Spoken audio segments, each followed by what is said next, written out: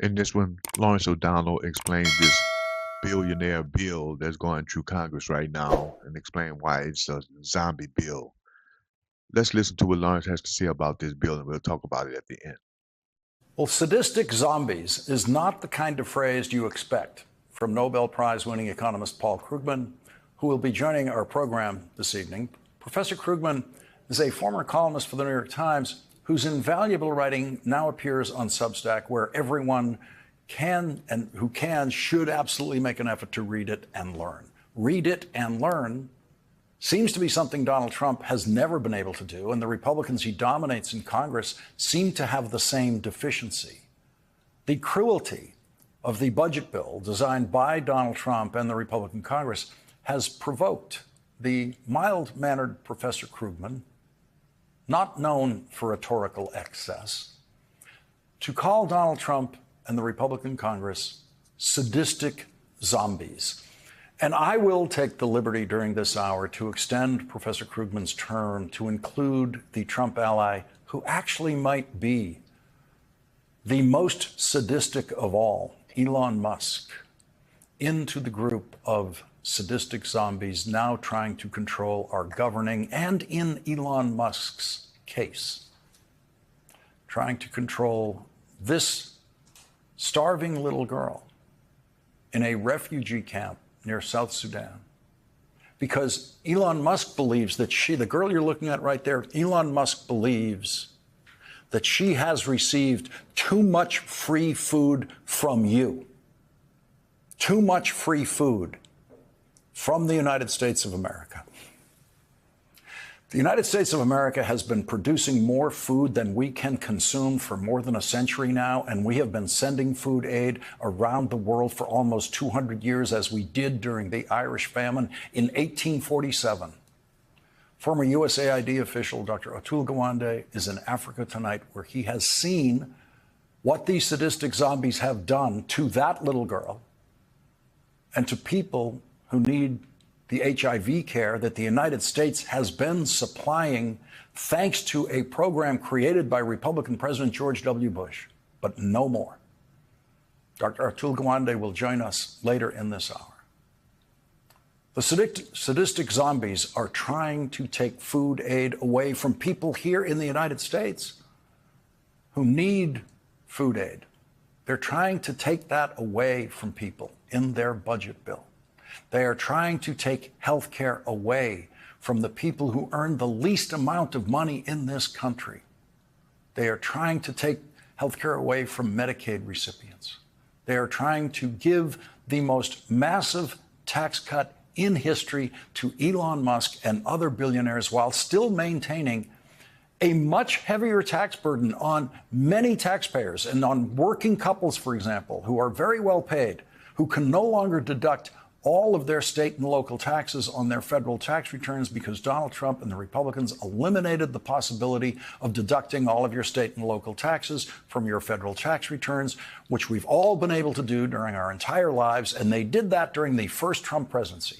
And so Donald Trump actually increased significantly the tax burden on those taxpayers who ended up paying much more in their overall tax burden, even though their federal income tax rate was technically and slightly reduced.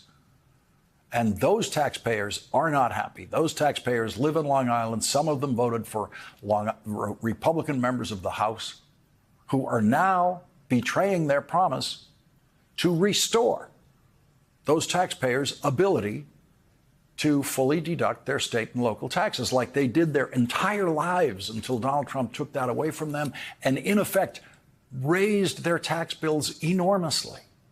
And that's one of the problems with the Republican tax bill, is how do you get those Republican House members in New York and California who lied about this in their campaign, saying they were going to fix this, how do you get them to vote for that bill and betray their voters, who they promised they would fix that problem for them? The Republican House leadership is pushing forward to try to pass a bill for a president who has no idea what he is doing, a president who has no idea how the American economy and the global economy actually work. And finally, Donald Trump's overwhelming stupidity about all of that has finally broken through to American voters, with now 66% disapproving tonight of how Donald Trump is dealing with inflation and the cost of living, the reason so many voters voted for him. 63% disapprove of Donald Trump's tariffs, all of which, by the way, are illegal. And 58% disapprove of how Donald Trump is handling economic issues generally. The utterly fraudulent notion that the successful businessman Donald Trump was very good at the economic side of the presidency has evaporated.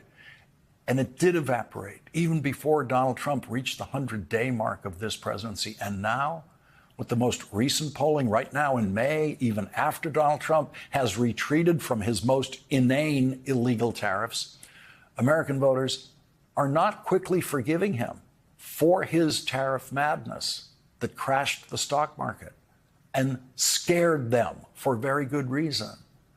And the tariff madness that they will still suffer the next time they go into a Target or any other store. And so casting a vote for policies advocated by a popular president is one thing, but casting a vote on economic policy and a budget for a president who 2/3 of the country believes does not know what he is doing on economic policy is something that could only be done by people who are not thinking about what they are doing, people who are approaching the Republican budget process like what Paul Krugman calls zombies, sadistic zombies. And if they win, if the sadistic zombies win, they will lose. If the Republicans win the vote in the House of Representatives, they might then lose the vote in the United States Senate and throw the Republican Congress into utter chaos for the rest of the year. But if they win the vote on this budget bill in the House and then they win a vote in the Senate on the same budget bill, they will then have the booby prize of having passed the cruelest budget bill ever passed in American history and signed into law by the cruelest president. And they will take that cruelty with them into the next congressional election and see how it goes. See if those 66% who oppose what Donald Trump is doing now will thank them next November for helping visit that cruelty upon them or upon their neighbors or upon their grandmothers. Every voter in the next congressional election is going to know that Donald Trump lied when he said this. We're cutting three things: waste, fraud, and abuse. We're not changing Medicaid, and we're not changing Medicare, and we're not changing Social Security. Donald Trump is changing Medicaid, and the Republican Congress is helping Donald Trump change Medicaid. And as we learned in breaking news on this program 24 hours ago, Donald Trump is changing Medicare, cutting Medicare. And that is exactly what House Republicans are determined to do. They are going to vote to cut Medicare in this bill. Last night at this hour, the top Democrat on the House Budget Committee, Brendan Boyle, joined us and brought the breaking news directly from the Congressional Budget Office, who had just informed Congressman Boyle that the Republican budget bill would trigger cuts in Medicare, even though Medicare is not mentioned in the Republican budget bill. Congressman Boyle explained, as I interpreted at the time, that it was the interaction of the Medicaid cuts and the rest of the budget bill that would force, in effect, these cuts on Medicare. 3 hours later, Congressman Boyle was officially delivering that news to the House Rules Committee, which began a hearing in the middle of the night last night that is a necessary procedural step before bringing the budget bill to the floor of the House for a vote by the full House of Representatives. That hearing got underway at 1:20 a.m. And the top Democrat on that committee, the Rules Committee, Congressman Jim McGovern, began his participation in that hearing this way. I've got a simple question. What the hell are Republicans so afraid of? What the hell are you so scared of that you guys are holding this hearing at 1 o'clock in the morning? It's a simple question that speaks to the heart of what's going on here, and one that I'm going to keep on asking. If Republicans are so proud of what is in this bill, then why are you trying to ram it through in the dead of night? So after Congressman Brendan Boyle broke the news about the $500 billion cut to Medicare on this program last night, the biggest cut to Medicare in the history of the Medicare program, it was no surprise in that hearing room at 2:15 a.m. when Congressman Boyle testified to the committee. As you know, statutory pay-go, which stands for pay-as-you-go, is a law that requires tax cuts and spending increases to be offset, meaning that they do not add to the deficit. If at the end of the year congressional legislation collectively violates pay-go, those deficit effects trigger across-the-board cuts to programs like Medicare. Does this bill trigger statutory pay-go? Yes, and it's not me saying it. It is the Congressional Budget Office confirming it as of a couple hours ago. And look, this is really the breaking news, because when the Budget Committee kicked off this process approximately 3 months ago, there was a commitment by President Trump that there would be no Medicare cuts in this piece of legislation. And indeed, over the last several months, there's been no discussion of Medicare at all. There has been of Medicaid, but not of Medicare. Well, here we are tonight because, as you explained, because of the size of the deficits, because of the pay-go or pay-as-you-go act, that would trigger sequestration of Medicare, and it would total over $500 billion. The official figure that CBO confirms is $535 billion in cuts to Medicare.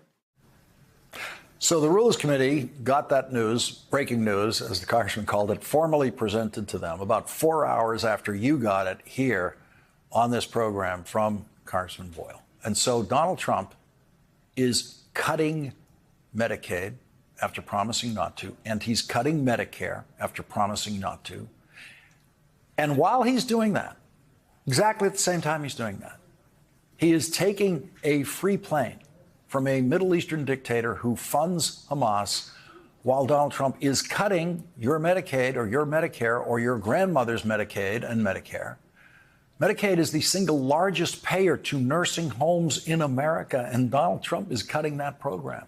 Medicaid is the single largest provider of health care coverage for poor children and poor babies in America, and Donald Trump is cutting that funding. And while he's doing it, he's taking a free plane from a dictator who was trying to sell that plane, which is 13 years old and not good enough for the dictator, and couldn't find a buyer.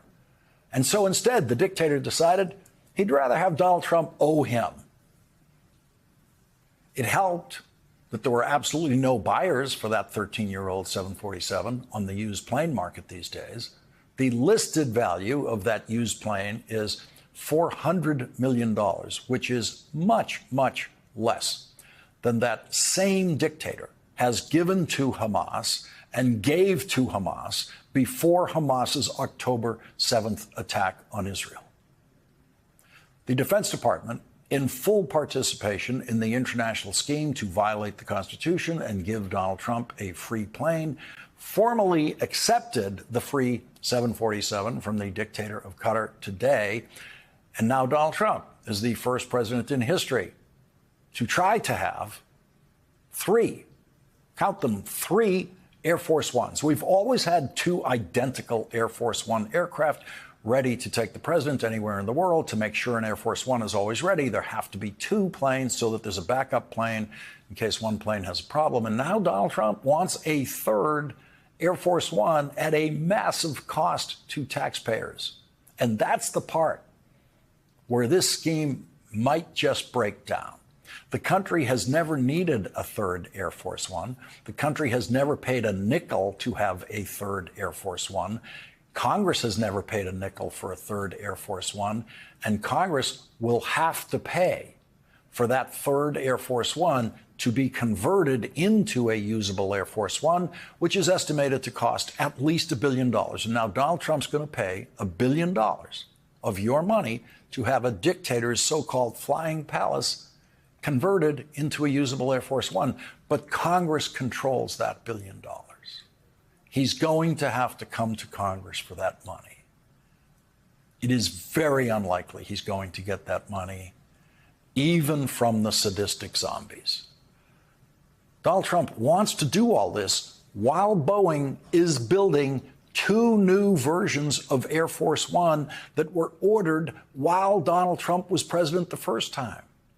This is so perfectly Trumpian. This is Donald Trump's Marie Antoinette moment of obliviousness to the suffering he is causing, while Donald Antoinette dreams of the cake and McDonald's junk food he will have on the free plane that the dictator has given him, so that Donald Trump will be able to use that plane as his personal plane after his presidency, because that's the scheme. The scheme is for Donald Trump's Defense Department to deliver that plane as a gift to Donald Trump's presidential library when Donald Trump is leaving office, so that Donald Trump will have full custody of a former dictator's palatial 747 to fly wherever Donald Trump wants to for the rest of his life. That is the scheme, and that scheme is the work of sadistic zombies.